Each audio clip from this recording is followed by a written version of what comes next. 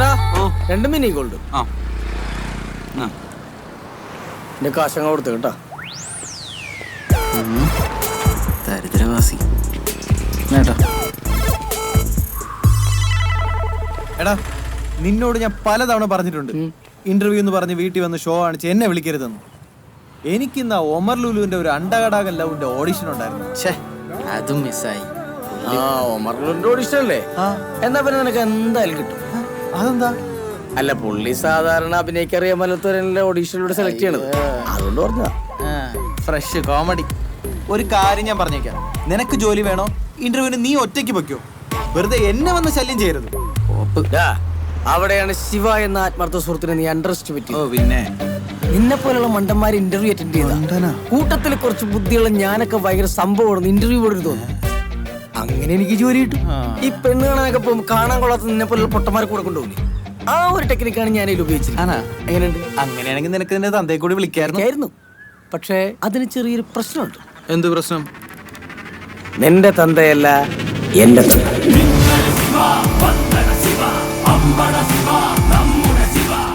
ശരിയാക്കി തരാം. ഈ ജോലി കിട്ടിയ തുടക്കത്തില് തന്നെ 35,000 ശമ്പളം കിട്ടിയാലല്ലേ. പിന്നെ അലവൻസ്, ഗ്രാറ്റുവിറ്റി,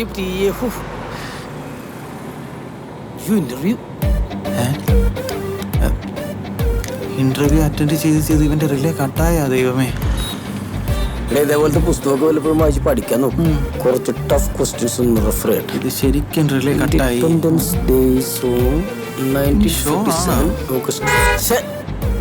എന്താ എന്റെ എന്റെ കോൺസെൻട്രേഷൻ കളയല്ലേ, ഞാൻ പ്രിപ്പയർ ചെയ്തിട്ട് കാണില്ലേ. ഇവനിട്ടൊരു മുട്ടം പണി കൊടുക്കാം. നീ എന്തീ കാണിക്കണത്?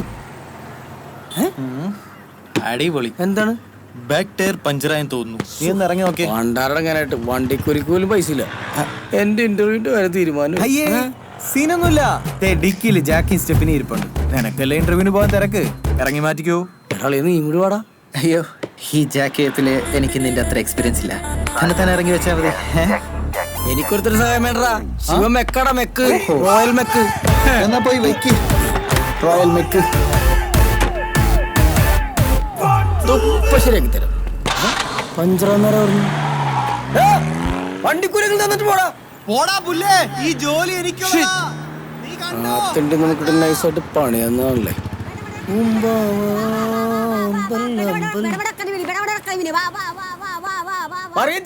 എന്താടാ ശിവ, മീൻ മേടിക്കാൻ വേണ്ടി വന്നാണോ? ഏയ് മീൻ മേടിക്കാൻ വന്നല്ല, പിന്നെ എന്റെ പേഴ്സ് കളഞ്ഞു പോയി. ചേച്ചി എനിക്കൊരു 100 രൂപ തരൂ. അയ്യോ മോനെ, കച്ചവടം ഒന്നും ആയിട്ടില്ലടാ. ആരെങ്കിലും മര്യാദ എനിക്ക് ഞാൻ തരാം. നീ എന്നെ പിടിച്ചേ, ഞാൻ ഒരു ചായ കുടിച്ചിട്ടും വരാം. നീ ഇവിടെ നിക്ക്. ആരെങ്കിലും മര്യാദ എനിക്ക് അപ്പ കാശ് ഞാൻ തരാം.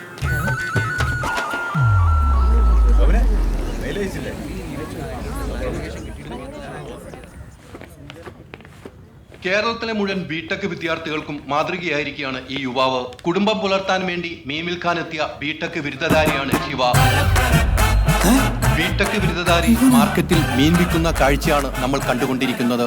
ശിവയോട് തന്നെ നമുക്ക് ചോദിക്കാം, ഈ സമയത്ത് എന്തു തോന്നുന്നു ശിവ?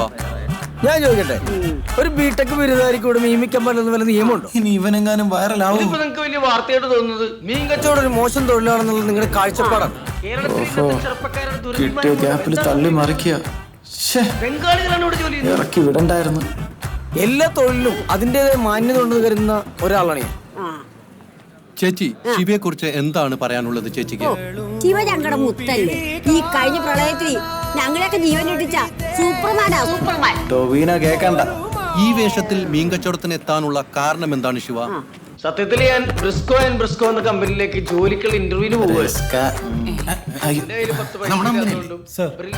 എനിക്ക് ജോലി കിട്ടുന്നുള്ള പേടി കൊണ്ടും എന്റെ ഇന്റിമേറ്റ് ഫ്രണ്ട് ആയിട്ടുള്ള ഈ എന്നെ വഴിയിലിറക്കി വിട്ടിട്ട് പോകുമായിരുന്നു. അപ്പോഴാണ് ഈ ചൂടത്തിരുന്ന് മീൻ വെക്കുന്ന മറിയച്ചെടുത്തിയെ ഞാൻ കണ്ടത്. അവരെ സഹായിക്കണമെന്ന് തോന്നുന്നു. അങ്ങനെയുള്ള ചെറുപ്പക്കാർ വേണ്ടത്. അപ്പം ഇന്റർവ്യൂ നഷ്ടപ്പെട്ടു, അതിൽ ദുഃഖമുണ്ടോ? ഇല്ല, എനിക്ക് എന്റെ കഴിവിൽ ആത്മവിശ്വാസമുണ്ട്. പിന്നെ ഇന്റർവ്യൂ ജോലിയൊക്കെ ഇനിയും വരുമല്ലോ സാർ. ഞാൻ വെയിറ്റ് ചെയ്യാൻ. ഇതുപോലത്തെ എന്ത് തൊഴിലും ചെയ്യാൻ കഴിവുള്ള സ്മാർട്ടായ ചെറുപ്പക്കാരാണ് company. See mister Soman sir, ആ പയ്യനെ ഇപ്പൊ തന്നെ കൂട്ടിക്കൊണ്ടുപോവാ. പിന്നെ പോരുമ്പോ ചാനൽ വരെ കൂടെ കൂട്ടിക്കോ. Okay sir. കമ്പനിക്ക് ഒരു ബൂസ്റ്റ് ആയിക്കോട്ടെ. സൂസൻ,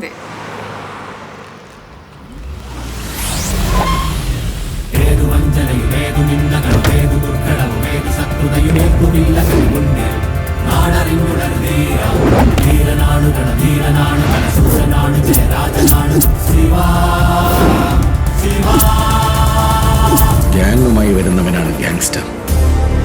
ഒറ്റയ്ക്കാണ് വന്നത്. മോൺസ്റ്റർ.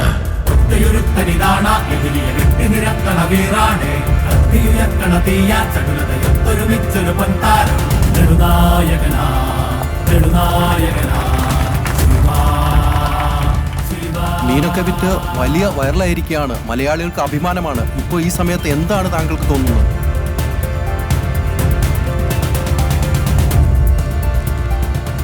ഒന്നും തോന്നുന്നില്ല. പവൻ ചമ്മപ്പോയി. ചാനേര് വലിഞ്ഞു കയറി വന്നോളൂ. ശിവ തൊഴിലിന്റെ മഹത്വത്തെ കുറിച്ച് പറയാൻ കേട്ടു. ഹോ, എന്ത് വിശാലമായ ചിന്താഗതി. ഇത് എങ്ങനെയാണോ ഇങ്ങനെയൊക്കെ പറയാൻ പറഞ്ഞേ? റീഡിങ്. ഓ, ഞാൻ നല്ല നല്ല ബുക്സ് ഒക്കെ വായിക്കും. ആണോ?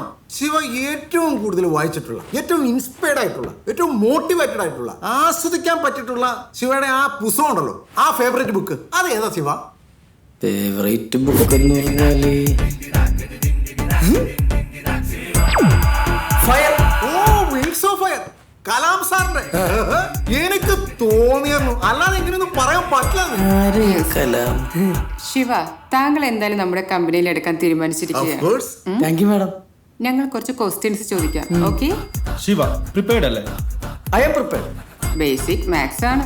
What is sine Q divided by cos Q? പോളിയല്ലോ, നീ ഇവിടെ നിന്നിട്ട് കാര്യമില്ല. അപ്പൊ okay, thank you. Thank you. Correct answer.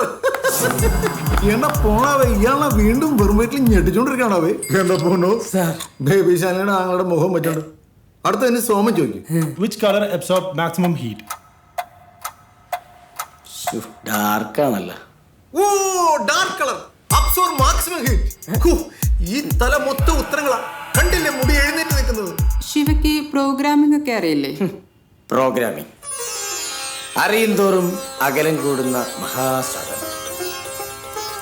Software ഡെവലപ്മെന്റിനെ കുറിച്ച് അറിയാൻ ചെന്നൊരു കമ്പനിയുടെ മുന്നിൽ ലോനപ്പൻസ് ടെക്നോ സൊല്യൂഷൻസ് റെസ്യൂം കാണിച്ചപ്പോൾ എക്സ്പീരിയൻസ് എടുത്ത് വെക്കാൻ പറഞ്ഞു.